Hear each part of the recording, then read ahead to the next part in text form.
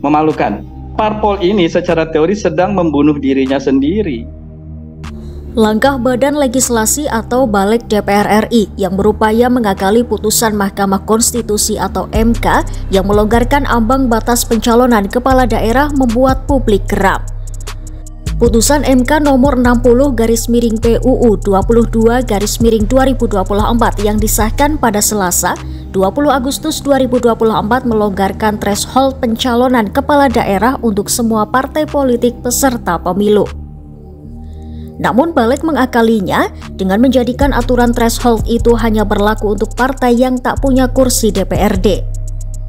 Ketentuan itu menjadi ayat tambahan pada pasal 40 revisi Undang-Undang Pilkada yang dibahas oleh Panja dalam kurun waktu hanya sekitar 3 jam.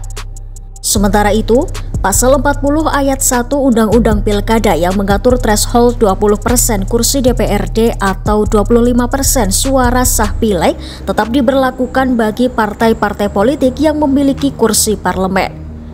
Peneliti senior Pusat Riset Politik Badan Riset dan Inovasi Nasional Firman Nur pun angkat bicara. Ia bahkan menyebut manuver DPR ini sangat memalukan. Negara ini kan dibangun dengan spirit kedaulatan rakyat, daulat rakyat, artinya spirit demokrasi, bukan spirit oligarki. Tapi yang dipertontonkan oleh para politisi pada hari ini sangat bertolak belakang dengan apa yang ingin diwariskan oleh para pendiri bangsa. Ini betul-betul setback dan menurut saya memalukan. Jadi menunjukkan parpol sedang apa sih, Prof? Gitu? Sebenarnya parpol ini secara teori sedang membunuh dirinya sendiri. Karena dampak dari masih berlanjutnya presidensial threshold itu adalah matinya kaderisasi. Karena buat apa kaderisasi partai dilakukan kalau toh akhirnya memilih kandidat partai lain? Ini kan juga aneh. Jadi itu yang saya heran juga, apakah itu tidak disadari? Atau memang ini satu bukti bahwa kita bikin partai hanya untuk mengusung 1-2 orang untuk berkuasa saja.